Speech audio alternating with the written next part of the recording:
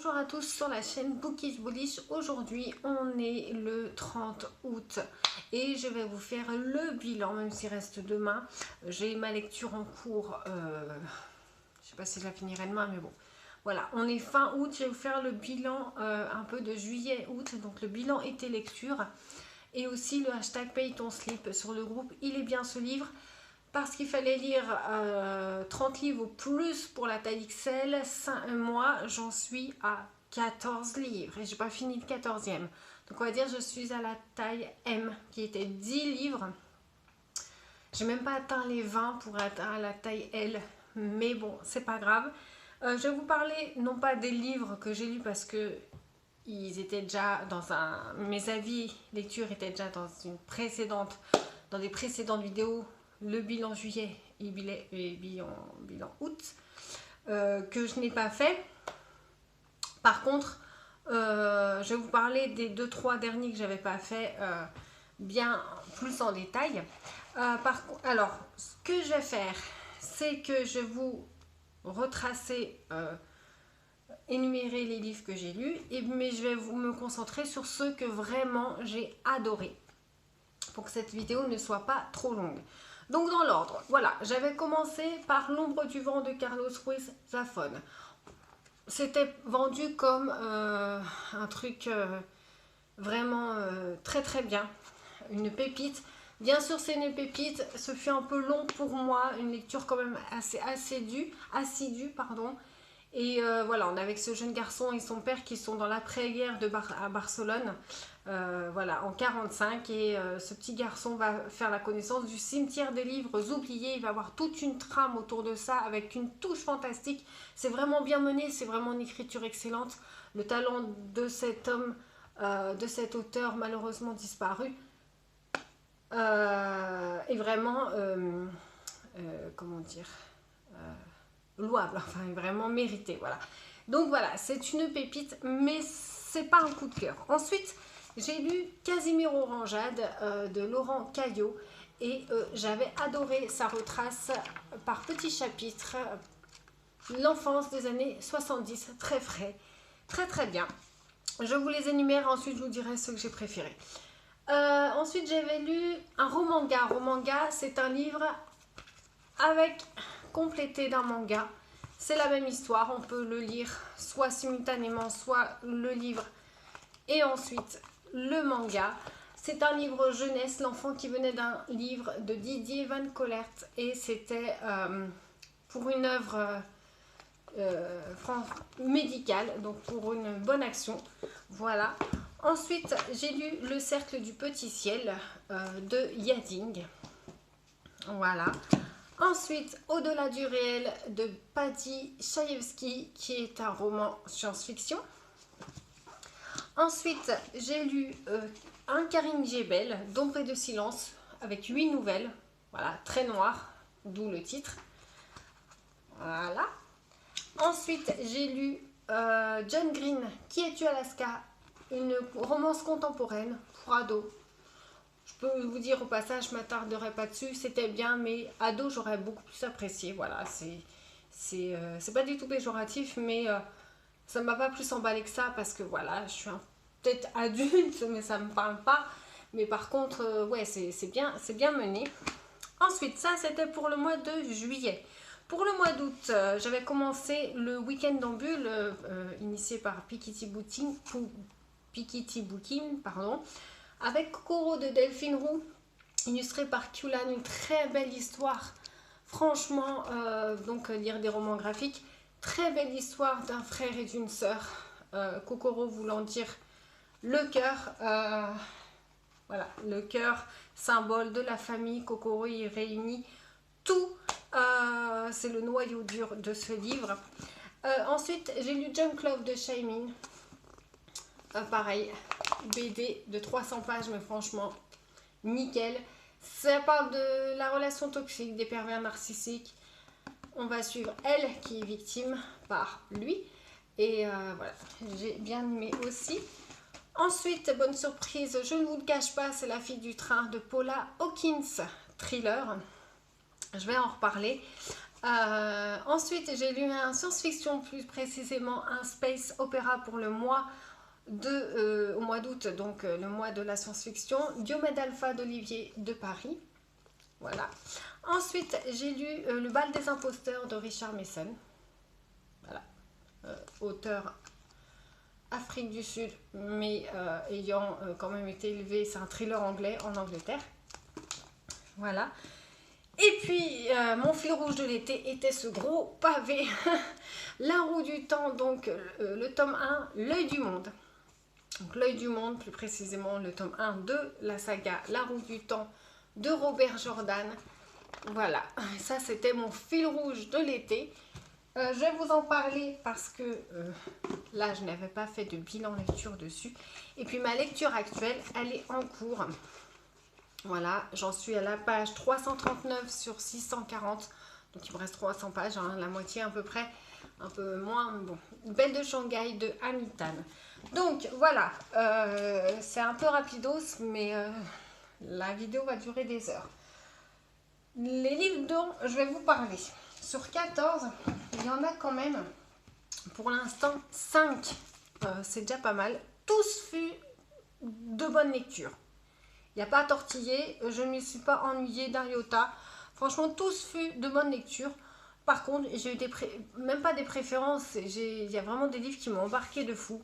Voilà, La fille du train qui a été une très bonne surprise parce que les avis étaient très mitigés. Et quand j'ai mis sur les réseaux que j'avais adoré et tout ça, les gens m'ont dit mais je me suis ennuyée. Bah voilà, les affinités, ça, les goûts, tous les goûts sont dans la nature, on ne peut pas expliquer. Moi j'ai adoré, on est avec cette fille qui est Rachel, qui prend le train tous les jours et qui fait donc toujours le même trajet, et à travers sa fenêtre elle voit les maisons défiler, elle en voit une en particulier et elle s'imagine la vie des gens vivant dedans, surtout dans cette maison, et ce couple qu'elle voit tout le temps à la même heure, donc sur leur terrasse, comme un couple assez amoureux.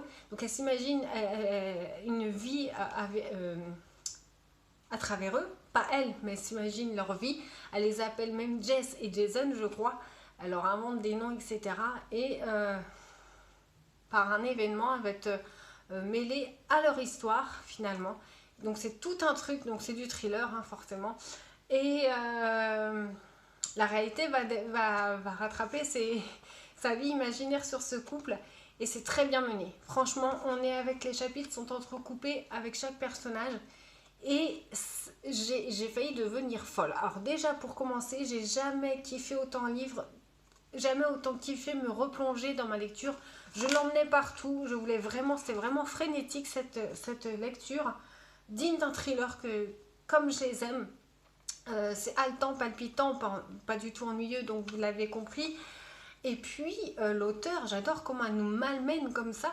Et puis on va jusqu'à la folie, ça va crescendo jusqu'au dénouement final qui est un dénouement très... Le thème est très glaçant finalement. Moi j'ai adoré comment l'auteur a mené pour un premier roman, je lui dis chapeau, franchement très chapeau, très chapeau, très français mais très chapeau. Ensuite deuxième petit coup de cœur, c'est Le siècle du petit ciel de Yading, auteur asiatique. Donc c'était merveilleux, c'est cet homme qui va sur les terres de son enfance pour s'occuper des cendres de sa mère défunte. Il y a toute une histoire avec les ancêtres, les traditions, et puis la vie qui lui, il avait déserté, il avait quitté sa terre natale pour aller vivre à New York, il me semble. Donc voilà, il y a tout un... C'est génial, puis on apprend beaucoup sur cette fameuse...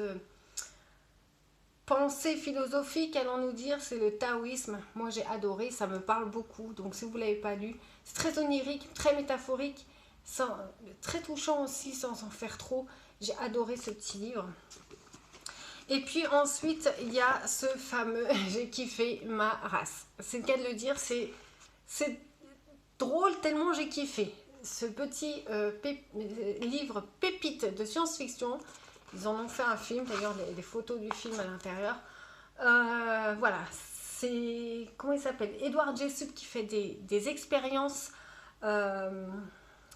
voilà, pour à aller hors limite de son cerveau et il nous embarque dans un truc, il vit des expériences de fou. À côté de ça, il y a sa femme qui le retient, qui lui, il est passionné par ces expériences et il nous emmène, il nous embarque dans des trucs. Moi, j'ai voyagé grâce à ce livre, mais c'était tellement, ça allait tellement loin et c'était tellement crédible que finalement, c'en était drôle parce que ça n'arrêtait pas, c'est un rythme effréné. Je me disais même, comme ils en ont fait un film, je me suis dit même, le roman est écrit après le film. Non, le roman est écrit avant. Donc ça part vraiment de ce roman. Et c'était génial. C'était vraiment génial. On est vraiment dans un voyage du cerveau, même de l'intérieur de soi. Ça va très très loin. Et c'est très très bien fait. Et j'ai adoré, je le relirai. Et puis franchement, les deux petites BD que j'ai lues, celui-ci, c'est doux, l'autrice emploie un vocabulaire mais délicieux. C'est tragique aussi, je vous disais, ça parle de famille, de tradition. C'est très émouvant. Et puis il y a celui-là où j'ai adoré, très intimiste et ça vous parle des effets néfastes, des effets ou non-effets, voilà, d'une relation toxique. La fin est très parlante pour ceux qui l'ont vécu et pour ceux qui ne l'ont pas vécu, c'est très parlant aussi parce que ça montre qu'une relation toxique, bah, faut l'éviter, ça paraît logique, mais voilà, l'engrenage est bien là et puis voilà, c'est très intéressant et très bien fait et les dessins, j'adore, j'ai adoré. Voilà, et puis je vais vous parler des 3 dernières lectures que j'ai lues au mois d'août. J'ai pas fait de bilan donc du coup, donc je vais la faire dans cette vidéo. Donc, j'ai lu Le bal des imposteurs de Richard Mason. Donc voilà, donc faut que je me remette dans le bain. J'ai bien aimé ce thriller. Déjà, pour commencer, c'est un bon point. C'est intriguant, haletant, pas d'ennui. Pour moi, ça c'est la meilleure récompense qui soit. Si je ne me suis pas ennuyée pour un thriller ne doit pas avoir de moment de répit en fait pour moi. C'est pas un fantasy où il y a des descriptions, on n'a pas le temps dans un thriller. Ça doit vous en mettre plein la tête dès le début. Ça commence par la fin. Donc, comment il s'appelle? James Farrell, il me semble. Ouais, qui vient de tuer sa femme Sarah. Et donc, on va comprendre le pourquoi du comment. C'est lui qui explique son passé, comment ça s'est passé. Il a des problèmes de mémoire de temps en temps. Donc, c'est pour dire que il y a des souvenirs qu'on oublie. Donc, il y a le thème du souvenir qu'on oublie, la mémoire qui flanche. Pourquoi sur certains souvenirs et pourquoi pas sur d'autres. C'est très introspectif aussi. Le caractère du personnage principal, donc de James Farrell, donc quand même, on suit un meurtrier. Même si on sait, on va savoir pourquoi, le pourquoi du comment, on suit un meurtrier. Il est très attachant quand même. Moi, j'ai adoré son caractère. En marge de la société, voilà.